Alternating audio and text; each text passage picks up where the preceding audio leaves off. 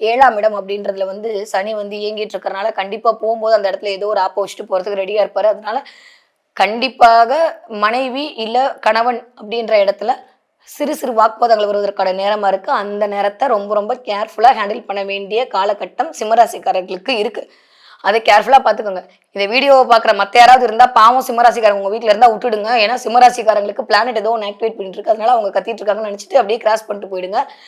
மனசால சிம்மராசிக்காரங்க எப்பயுமே நல்லவங்க தான். பட் இந்த நேரம் தேவையில்லாத கோபம், எரிச்சல், அ தேவையில்லாத கடுப்பு, எனக்கு பிடிக்கவே இல்ல. நான் அந்த இடத்த விட்டு போனா போதும், எங்கேயாவது ஓடிட்டா போதும் அப்படின்ற மாரியான ஒரு சூழல், இது எல்லாத்தையும் மிஸ்டர் சனி கிரியேட் பண்றதுக்கு ரெடியா இருக்காரு. உஷாரா இருந்துக்கங்க.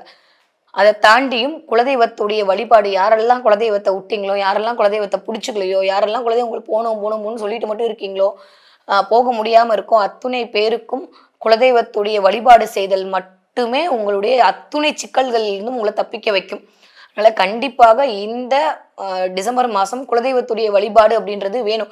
இல்லங்க என்னால இப்ப இருக்க சூழல்ல முடியல அப்படின்னா, கண்டிப்பா குலதெய்வத்தோட ஃபோட்டோவ தினம் பார்த்துக்கிறது, இல்ல வீட்ல இருந்தா ஒரு ஊதுபத்தியாவது காமிச்சுக்கிறது, இதெல்லாம் பண்ண ஒரு மிகப்பெரிய கெட்ட விஷயத்திலிருந்து உங்களை உங்களோட குலதெய்வம் வந்து முன்னாடி நின்னு காப்பாத்தும்.